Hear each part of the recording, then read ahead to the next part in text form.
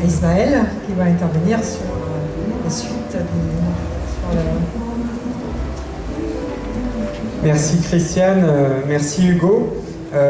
C'est effectivement très intéressant de programmer aujourd'hui donc 2 débats sur la commune, parce que tout à l'heure il y avait un débat sur Nathalie Lemel, donc une communarde d'origine finistérienne qui a vécu à Brest et à Quimper et qui a marqué aussi le mouvement de la commune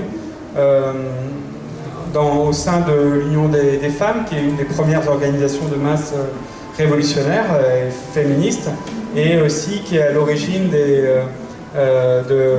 cantines populaires, qui serait un petit peu l'ancêtre du secours populaire, qui va être déporté avec Louise Michel en Nouvelle-Calédonie et qui va finir ses jours assez misérablement sur Paris, de retour de déportation.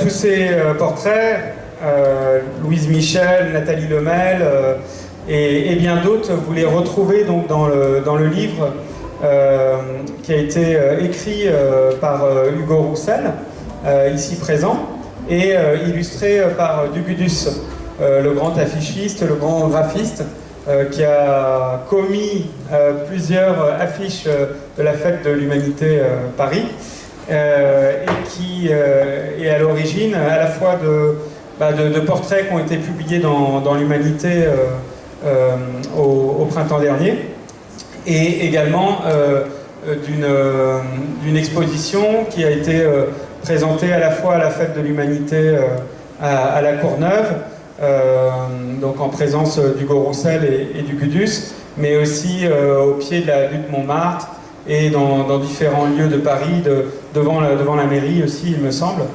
Donc, pourquoi c'était important ?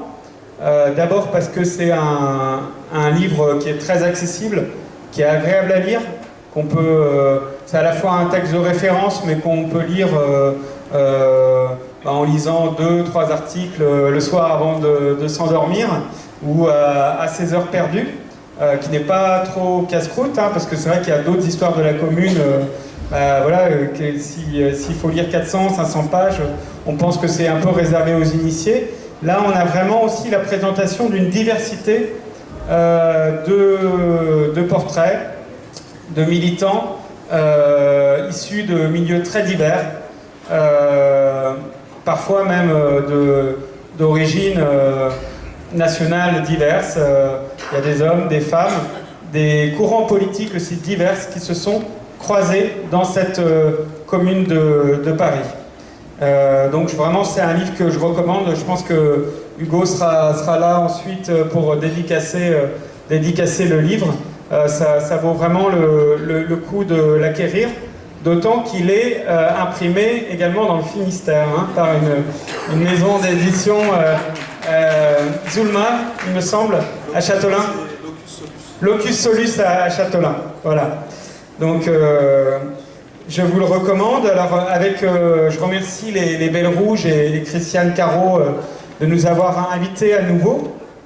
Ce débat, on l'avait eu une première fois devant un public un peu plus restreint dans la région de Saint-Brieuc, à Plédran, et il était introduit par la projection du film Les damnés de la commune de Raphaël Messiaen, qui est également passé à la télévision sur Arte, il me semble, et c'est une histoire animée de la commune, mais qui elle aussi est très accessible, et où il y a à la fois une très bonne contextualisation de ces 72 journées révolutionnaires et de ce qui les a précédées, et en même temps c'est un documentaire qui est juste quelque peu romancé, puisqu'on focalise sur des personnages dont la vie est romancée, mais qui vous prend en tripes et qui vous fait aussi ressentir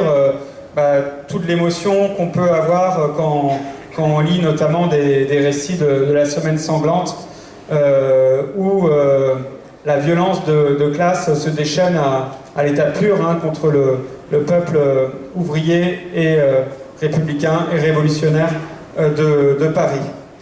Alors pourquoi c'est important de parler de la commune aujourd'hui? C'est le 150e anniversaire cette année.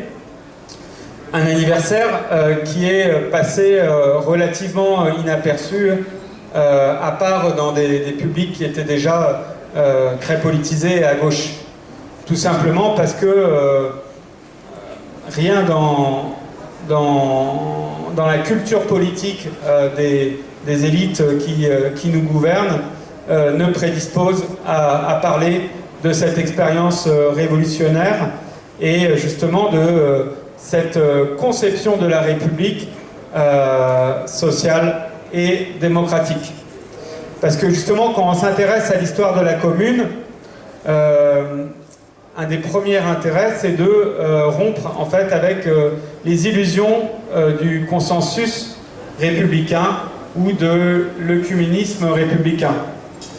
Vous savez, la République que les instituteurs, depuis Jules Ferry, justement, sont censés asseoir dans les consciences à travers un catéchisme, mais qui est quand même basé sur une idée de rassemblement du peuple, hein, par-delà les différences de classe sociale, autour de valeurs communes.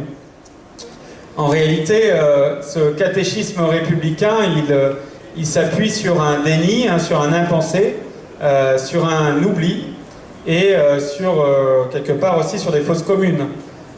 Puisque cette Troisième République, elle est née avec la répression de la révolution de la Commune de Paris et avec les dizaines de milliers de morts de la Semaine sanglante. C'est pas étonnant qu'on nous en parle pas à l'école.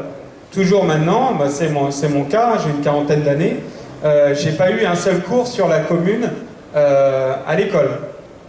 Alors on va dire 72 jours dans l'histoire nationale, c'est pas énorme. C'est vrai. Par contre, je me souviens, j'étais aussi élève en CM1 pendant le bicentenaire de la Révolution française. On nous parlait de la terreur. On nous parlait de la terreur rouge de Robespierre, du comité de salut public. On nous parlait beaucoup moins de la terreur blanche qui l'avait suivie. Et on ne nous parlait pas de la terreur blanche de la République versaillaise. En réalité, cette histoire, elle est très ancrée et j'avais eu l'occasion de le dire lors du premier débat qu'on avait fait à Saint-Brieuc au mois de juin. C'est le philosophe Jankélévitch qui a vécu l'occupation cachée, hein, parce qu'il était d'origine juive, qui disait après la guerre que au temps de l'occupation, on pouvait voir qu'il y avait toujours deux Paris.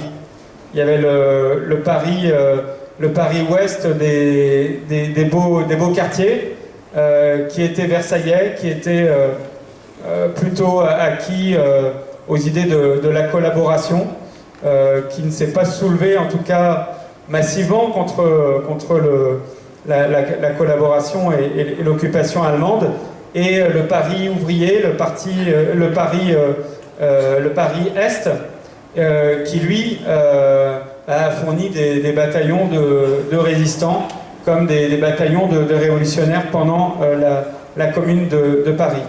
Et donc, cette histoire, elle est profondément ancrée dans l'histoire française.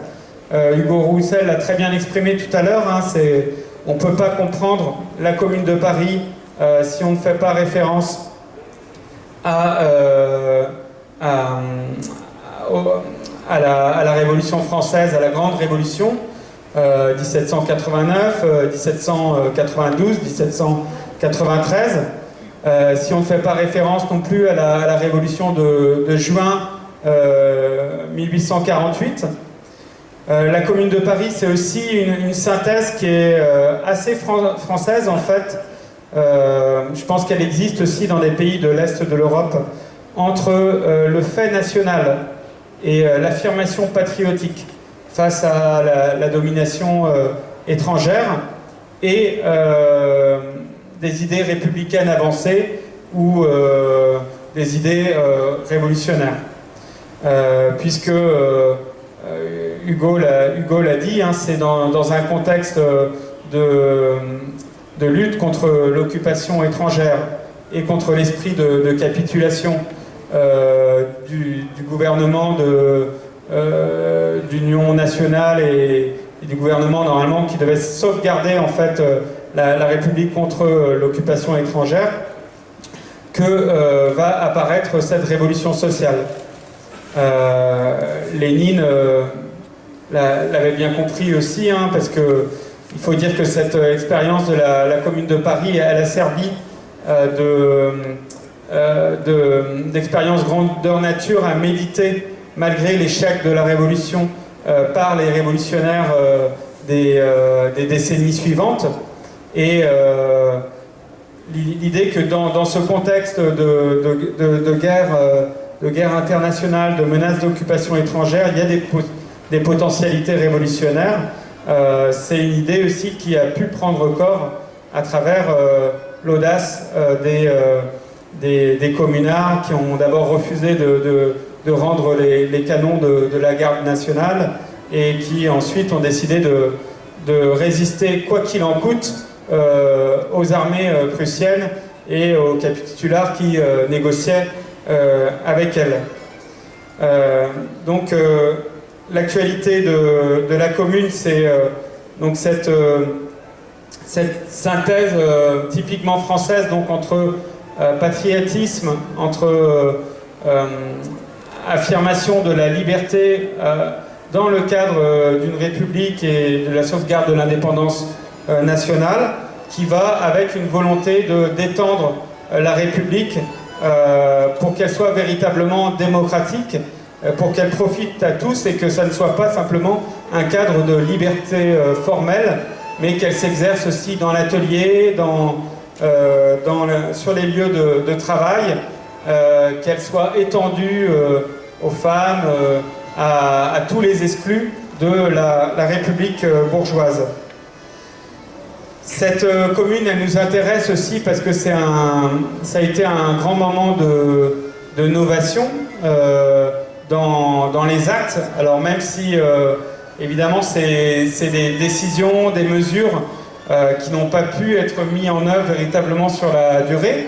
Certaines ont été reprises ensuite, par la suite, des années ou des décennies plus tard. Et surtout, ça a été le mouvement révolutionnaire, en fait, avait déjà commencé à bien se structurer intellectuellement avec les idées de Proudhon, Bakounine, de Marx, les idées les premières formes aussi du syndicalisme, qui étaient d'ailleurs portées à l'époque pas vraiment par un prolétariat industriel, mais plutôt par des ouvriers qualifiés ou des artisans, ce qu'on pourrait appeler aujourd'hui des artisans qualifiés, qui étaient également hautement cultivés, hein, qui étaient... ça, le philosophe Jacques Rancière a bien montré ça dans un certain nombre de ses essais, notamment un qui s'appelle La Nuit des prolétaires. Il y a eu, dans le milieu du 19e siècle, tout un courant d'éducation populaire qui a traversé le monde ouvrier et qui a permis de déboucher sur une expérience révolutionnaire telle que celle de la commune. Donc dans ces idées, il y avait l'anarchisme, il y avait les premières formes de communisme, il y avait du socialisme, il y avait du républicanisme avancé. C'est une expérience qui nous intéresse parce que, Hugo l'a dit, il y a eu un certain nombre de mesures, voilà, qui font écho aujourd'hui. Remise des 3 derniers tiers de loyer pour les locataires, une des premières mesures de la commune dans un climat de misère, hein, provoqué par la guerre. Séparation de l'Église et de l'État, incorporation de tous les citoyens dans la garde nationale, le refus de l'armée de métier, la possibilité de révoquer ces officiers, enfin de les élire et ensuite de les révoquer. La naissance aussi de la politisation des femmes, qui, même si elles n'avaient pas encore le droit de vote, étaient reconnues dans leur rôle politique au sein des assemblées populaires, des assemblées de district, des pensions pour les veuves et les orphelins, des coopératives autogérées, le contrôle des élus et leur possible révocation. Vous avez tous en tête, je pense, cette célèbre affiche de la commune où on encourage les citoyens à se méfier des candidats qui se présentent à leur suffrage et du principe de la délégation de pouvoir en général. C'est aussi l'association des délégués à la gestion des entreprises, où la durée du travail va être réduite dans un certain nombre d'ateliers. La création d'un enseignement technique et professionnel, là où auparavant on ne valorisait que l'enseignement des jésuites, basé sur les humanités, la culture générale et une forme de reproduction sociale aussi. La scolarisation des filles, Louise Michel, il ne faut pas l'oublier, est une institutrice. L'instruction gratuite, obligatoire, laïque, des garçons comme des filles. La reconnaissance des enfants naturels et de l'union libre à égalité avec le mariage. Donc la commune a été également aussi révolutionnaire au niveau sociétal. La réquisition des logements vacants, le secours aux indigents et les cantines populaires. J'en passe, mais c'est quelques exemples de mesures révolutionnaires apportées par la commune. Voilà, je ne vais pas être trop long, je pense qu'il y a plein de gens qui ont